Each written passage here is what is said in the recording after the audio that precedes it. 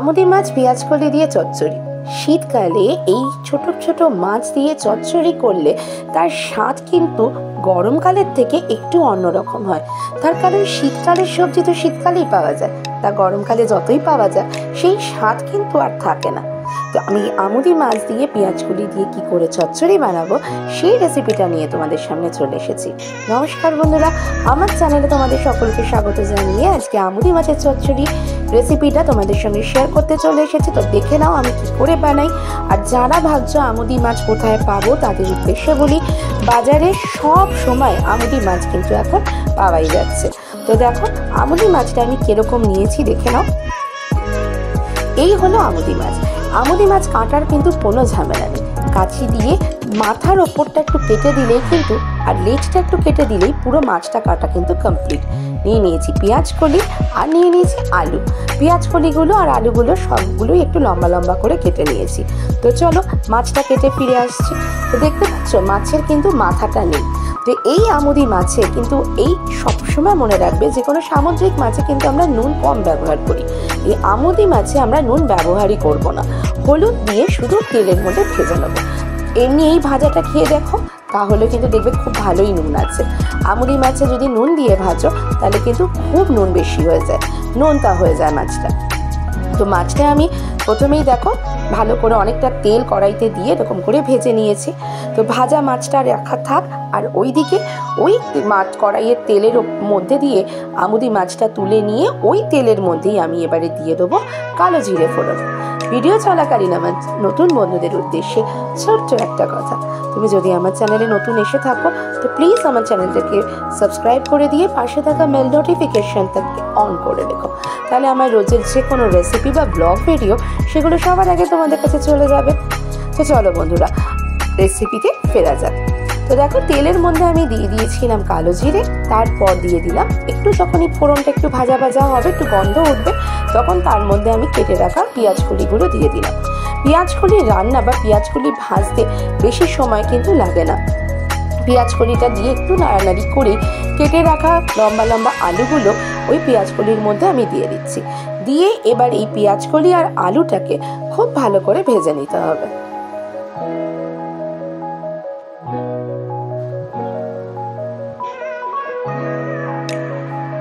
পেঁয়াজকলি আলুটা একটু ভাজা ভাজা হলে এর মধ্যে আমি দিয়ে দেবো হলুদ গুঁড়ো, আর অবশ্যই স্বাদ মতন আমাদের নুন দিতেই হবে। দিয়ে আবার কিন্তু এটাকে ভালো করে ভাজতে হবে। বন্ধুরা তোমরা চাইলে এই ভাজাটা আরও একটু তেল দিয়ে ছাকা তেলেও ভাজতে পারো, বা এই অবস্থাতে তোমরা একটা ঢাকা দিয়ে ভাজতে পারো, তাহলে কিন্তু সময়টা অনেকটাই কম লাগবে। শীতকালে এই চচ্চড়িগুলো খেতে কিন্তু বেশ ভালোই লাগে। আর পেঁয়াজকলি দিয়ে মাছের চচ্চড়ি যারা এখনও খাওনি তাদের উদ্দেশ্যে বলবো একবার ট্রাই করো। যে কোনো চুনো মাছ পেঁয়াজকলি দিয়ে করে দেখো, স্বাদ কিন্তু দারুণ হয়।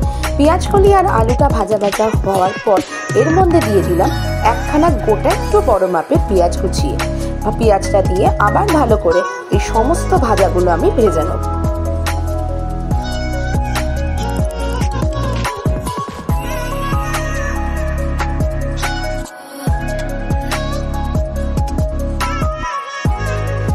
তো দেখো পেঁয়াজটা দেওয়ার পরে আমি আরেকটু নুন দিয়ে দিলাম। আমার মনে হয়েছে রান্নাটার মধ্যে আরেকটু নুনের দরকার আছে, তাই আমি এখনই নুনটা দিয়ে দিলাম। নুনটা দিয়ে ভালো করে আবার ভেজে নেবো। তো এই রান্না বা এই অবস্থায় তোমরা একটা ঢাকা দিয়ে এটাকে সিম আঁচে রেখে দাও, তাহলেই দেখবে এই সবজিগুলো আলু পেঁয়াজকলি পেঁয়াজ সব একদম মজে যাবে। 2-3 মিনিট বাদে ফিরে আসছি আর ঢাকাটা খুলে দিচ্ছি। দেখো ঢাকাটা খোলার পর আমি আবার একটু হালকা হাতে নাড়িয়ে নেবো। পেঁয়াজকলি আলুগুলো কিন্তু এখন প্রায় সেদ্ধ হয়েই গেছে। এর মধ্যে আমি দেব রসুন বাটা।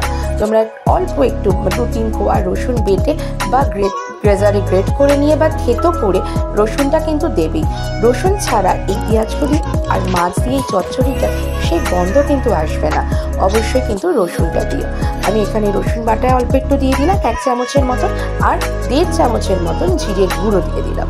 জিরের গুঁড়ো আর রসুনটা দেওয়ার পর ভালো করে সমস্ত উপকরণ আমি মিশিয়ে নেব বা কষিয়ে নেব।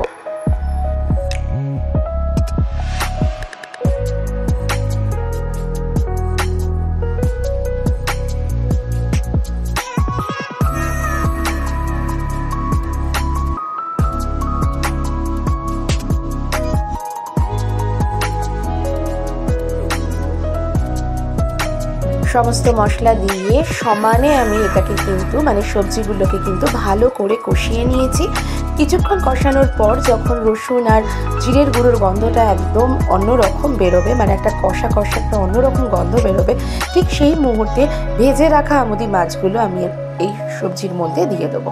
দিয়ে আবার ভালো করে মিশিয়ে নেবো। মিশিয়ে নেওয়ার পরে আবার একটু ঢাকা দিয়ে রাখতে হবে। যত এই রান্নাগুলো ঢাকা চাপা দিয়ে করবে, যত বেশি চচ্চড়ি মজে যাবে, তত কিন্তু সেই রান্না বা সেই চচ্চড়ি স্বাদ বেড়ে যায়।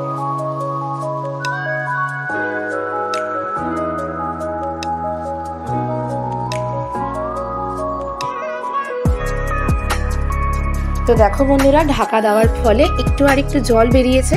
তো এরপর আমি দিয়ে দেবো এর মধ্যে ধনেপাতা। শীতকালের অঙ্গই হলো ধনেপাতা। যে কোনো রান্নায় ধনেপাতা ছাড়া কিন্তু রান্নাটা অসম্পূর্ণ থেকে যায়।